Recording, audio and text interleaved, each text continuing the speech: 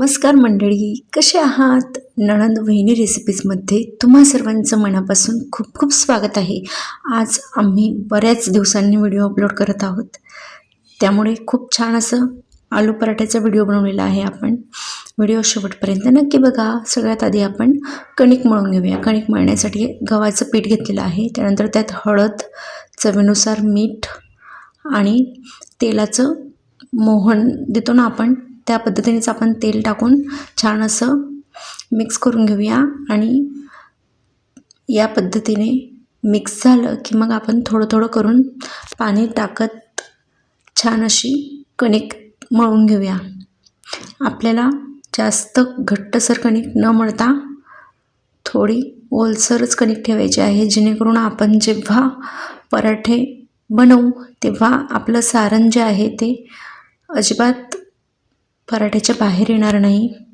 खूप छान असे होतात, मऊसूत असतात आणि पराठे बनवताना त्यातलं सारण जे आहे ते अजिबातच बाहेर निघत नाही. ज्यांना पराठे बनवता येत नाहीत त्यांच्यासाठी देखील या पद्धतीने जर केलं तुम्ही तर नक्कीच तुमचे पराठे आहेत हे छान होतील. आता आपण कणकेला छान असं मिक्स करून घेतला आणि वरून 10 ते 15 मिनिटांसाठी ठेवून देऊया.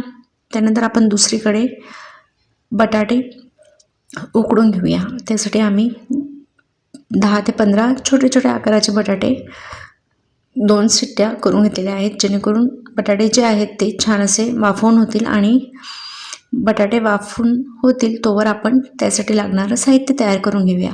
त्यासाठी मिक्सरच्या भांड्यामध्ये मोठ्या आकाराच्या 7 ते 8 छोट्या आकाराच्या 7 ते 8 व मोठ्या आकाराच्या 3 ते 4 मिरच्या आपण इथे कट करून घेतलेल्या आहे.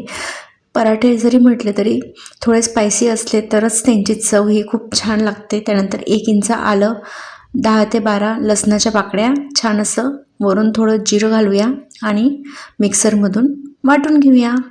मिक्सरमधून आपल्याला छान असं बारीक वाटून घ्यायचं आहे. बघा किती छान असं मिक्सचर आपलं तयार झालेलं आहे. आणि आपले बटाटे देखील इकडे उकडून झालेले आहेत. त्यांना आपण चिमट्याच्या साहाय्याने असं बाहेर काढून घेऊया आणि एक एक करून संपूर्ण बटाट्याची साल काढून घेऊया. खरंच या पद्धतीने जर का तुम्ही बटाट्याचे पराठे बनवले तर ते करायलाही सोपे असतात आणि अजिबात त्यातनं सारण बाहेर निघत नाही.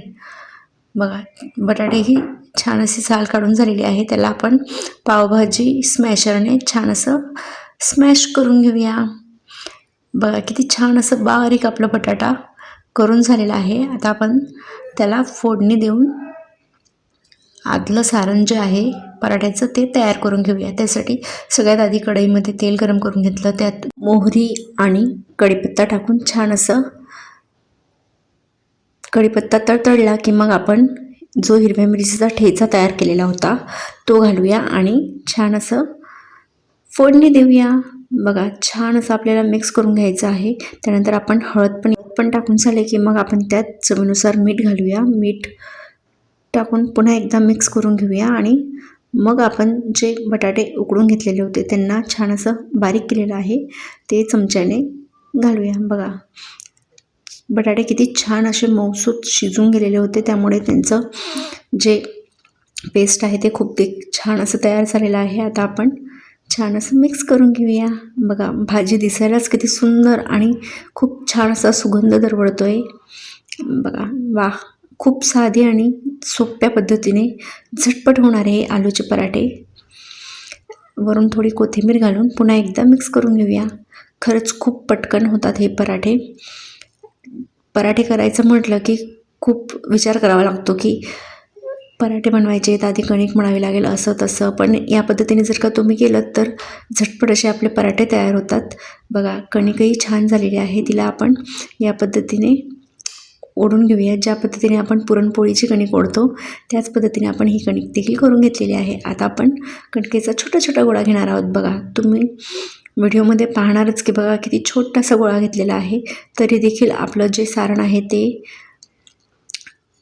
पराठ्याच्या बाहेर अजिबात निघणार नाही. बघा असं छोटीशी पोळी लाटून घेऊया.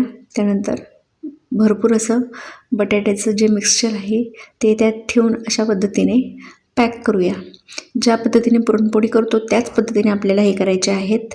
अजिबातच 2 साळी किंवा अजून भरपूर पद्धती आहेत पराठे बनवण्याच्या, त्याचा वापर न करता बघा किती छान असं लाटून होतं आहे. आणि तुम्ही ऑब्झर्व करणारच की बघा वरून अजिबात असं पराठ्याच्या बाहेर बटाटा आलेला नाही आहे. पराठा अजिबात फाटत नाही आणि मऊसूत होतो आणि भरपूर बारीक असा लाटूनही होतो. आपण हॉटेलमध्ये जातो तर आपल्याला जाडसर असा पराठा मिळतो बघा, परंतु हा पराठा किती बारीक असं लाटून घेतलेला आहे, तरी देखील त्यातलं जे सारण आहे ते अजिबात बाहेर निघालेलं नाही आहे. त्यानंतर आपण तवा घेऊया. तवा गरम झाला की मग त्यावर थोडं तेल टाकून आपला पराठा टाकूया. खूप छान असं आपल्याला शेकून घ्यायचं आहे. वरून पुन्हा आपण तेल घालूया आणि उलटपुलट करून छान असं शेकून घेऊया. खरंच एवढा बारीक पराठा, तोही बटाट्याचा, नक्कीच एकदा प्रत्येकाने करून बघावी अशी ही रेसिपी आहे. बघा किती छान असं आपला पराठा शिजून होतो आहे आणि त्याचा सुगंध देखील खूप दरवळतो आहे आणि पराठा फुगून देखील छान आलेला आहे. बघा मस्त असं आपला पराठा तयार आहे.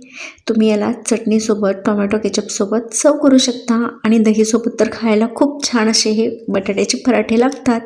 त्यामुळे जर का तुम्हाला आमचा व्हिडिओ आवडला असेल तर चॅनलला लाईक, शेअर आणि सबस्क्राईब करायला विसरू नका.